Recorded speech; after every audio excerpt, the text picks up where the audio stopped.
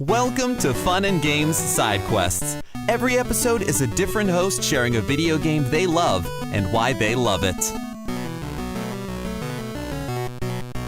Hey, I'm Kay and I stream video games on Twitch under the name MoondustCappuccino. I'm here on Side Quest today to talk to you about one of my favorite video games of all time, Kirby and the Amazing Mirror.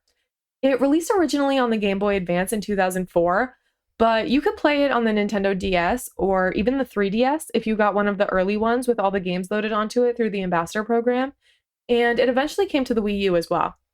You can even play it today using the Nintendo Switch system if you have the expansion pack for Nintendo Switch Online. Kirby and the Amazing Mirror is a platformer with some Metroidvania elements where the main goal is to collect shards of a broken mirror and put it back together in order to save Meta Knight, who gets trapped in there by Dark Meta Knight. And not only are you trying to save Meta Knight, you're actually trying to save the mirror world as a whole because some sort of evil is taking over it. But I'm going to leave that there because even though it's over 20 years old, I don't want to spoil it because I think everyone should play this game. You play as the character you know and love, the adorable little pink Kirby, but there are actually 3 other Kirbys running around with you that you can call in to help you through the levels, and that's because Dark Meta Knight literally uses a sword and slices Kirby into 4 different figures, pink, yellow, green, and red versions of Kirby. And actually, you start out as classic pink Kirby, but you can unlock spray paint through treasure chests in the game that allow you to make your Kirby a bunch of different colors. My personal favorite was the emerald spray paint. You have to make your way through all the different areas, each with their own theme, and bring back a shard from each of them to put the main mirror, or the dimension mirror, back together. And once that's complete is when you can enter through it to defeat the final boss. Each level or area is opened up to you by unlocking different smaller mirrors that you can then enter through the main lobby, each with their own region-specific copy abilities to help you through them. Going through these smaller mirrors will allow you to enter into that region or level and find different paths you can explore to try to find mirrors you've never entered, and along with them, new shards of the dimension mirror, which you get after finding your way to the mini bosses and defeating them to make it back to the main lobby. So I know that's a lot, but it really adds to the adventure, and also I would say the difficulty of it a little bit, because you're not just going through the levels in a linear way like you normally would and just checking them off one by one. So you kind of have to manage not just staying alive and beating the mini bosses, but also keeping track of the path you're taking and where you need to be going next to find those mirrors you haven't explored and collect those shards.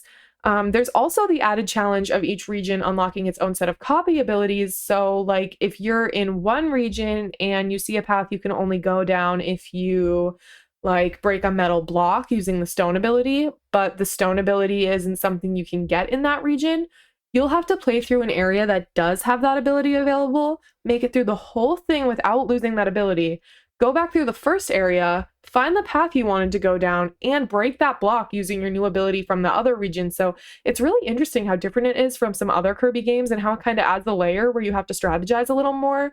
And it's really pretty cool. And the different areas are really cool to me too. You have Rainbow Route, which is where every player starts.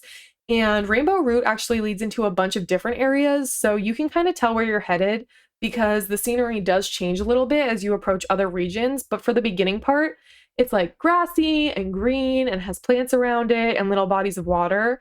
And it's really cute. And I have fond memories of this one because since it's like the tutorial-ish starter level, I played through it a lot and I just remember it very vividly. Then we have Moonlight Mansion, which is like a mansion with a graveyard outside of it. And you're essentially making your way through this like stone-themed purple color palette mansion with stained glass windows through it. And it's really gorgeous. And we have Cabbage Cavern, which is also a purple color palette, but is more like rock and water themed and takes place more outside and, you guessed it, in caverns in some places. And it gets a little more challenging because there are like tight spaces to get through and spikes you can't run into and underwater portions. So we start getting a little more difficult there. There's Mustard Mountain, which is more like brown and yellow and orange, and it's kind of volcano themed and has a lot of fire themed copy abilities and a rocky terrain. There is Carrot Castle, which is obviously a castle, and it has a lot of blue and gold and looks really regal, and it has these tall windows in the background, which are really cool. This is another area I found pretty challenging, I think, because it has a lot of those tight spaces with the spikes I mentioned a second ago, which I always found to be like the hardest part. There's also Olive Ocean, which is an area I absolutely adore. As you can probably tell, it's a beachy and underwater area. And I just love when Kirby has the little scuba mask on. So I just always think it was so cute. And the little fish are coming close and spitting water at you. And there are currents going different directions that can kind of mess with your ability to swim. So that makes it a little harder, but it's just a really gorgeous and fun section of the game. And the little mirror for it in the lobby is like blue and has spiral seashells on the side of it. And it's really pretty because I don't think I mentioned this, but the mirrors to the different areas that sit in the lobby are all themed to match the area they lead to, which is really cool. There is Peppermint Palace, which is an ice-themed castle, basically, and the colors are really gorgeous here with a lot of greens and blues.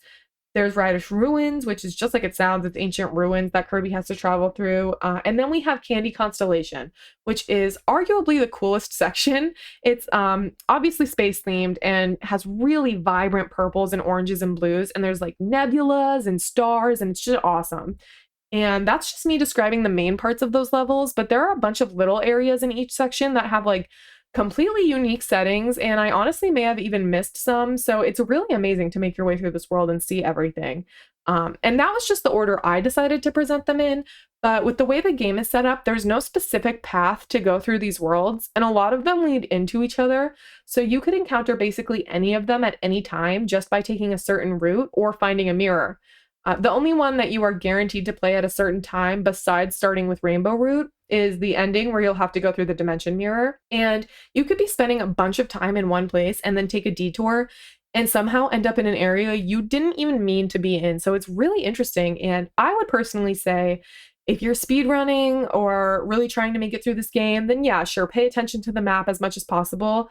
But if not, and you're just playing to experience the game, I would say only look at the map when you really have to, or you're really trying to make your way out of a level. And for the most part, just explore and see where you end up, because even if you come back to a place you've already played through or somewhere you didn't mean to go, you might find things you didn't the first time, or even get another chance to see all the beautiful world designs, which is my favorite part. This also includes 3 mini games you can select on the main screen, and they were all really fun too.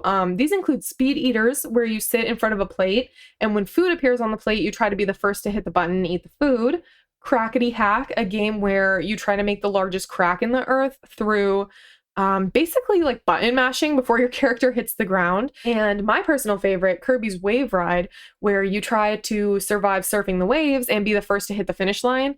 That one is particularly beautiful to me because it has this like saturated blue and pink color scheme, and you're on the water surfing on Kirby's star, and there are stars all over the sky, and it's just super gorgeous. And I love the sound effects in that one too.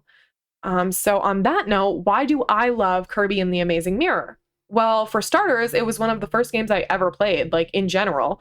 Some of my earliest memories in life are very fond ones of playing this game and just sitting in my room playing it for hours, or bringing my Game Boy in the car with me anytime I had to be out of the house so that I could play it as much as possible. I was absolutely obsessed with it, and I'm still in love with it to this day.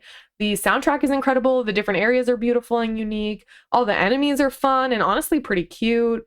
I remember that as a kid, sometimes I wouldn't even play the game. I would just load in and look around and take it all in because it was so special to me, especially the areas where there was a lot of water or greenery. It was like just so pretty to me. And I felt like I had these stars in my eyes when I was walking around the different regions because they were all so special. And the sound effects and soundtrack, like I was saying, it's all just so perfect. And like, I still get excited when I listen to the soundtrack, even though I've heard it a million times. I hear it and I feel like energized. And when I load up the game and I start playing and I hear those sound effects, they're all just so satisfying and awesome. And in my mind, this is like a perfect game. No notes, beautiful, fun to play, challenging, but not frustrating, good length, interesting story, great soundtrack. Like, I truly wouldn't change a single thing about this game. And I've actually been playing through it again recently, and it holds up just as well. And I would honestly go so far as to say that it's been even more fun to play as an adult now that I can kind of think about the map better and understand what I'm doing more. And that's really cool. You know, it's always nice when a game you have a lot of love and nostalgia for actually holds up. I'm lucky. I have a 3DS with it on there, so that's how I'm playing through it again. But like I said earlier, it's on a bunch of different consoles. And if you don't have any of those, it is available through Nintendo's NSO catalog. So I definitely recommend checking it out if you haven't, and even revisiting it if you have. And hey, happy gaming! Hey, you there! This is Nomad speaking. If you love retro video games and you're itching for some nostalgia, check out the Retro Wildlands podcast. In each episode, I'll use game music and sound to pull you into the gaming experience while I share my own thoughts and maybe a few memories. It's a great way to relive one of your favorite games or learn about a new one. Check out the Retro Wildlands podcast at superpodnetwork.com or wherever you listen to your podcast. CPOV. CertainPOV.com.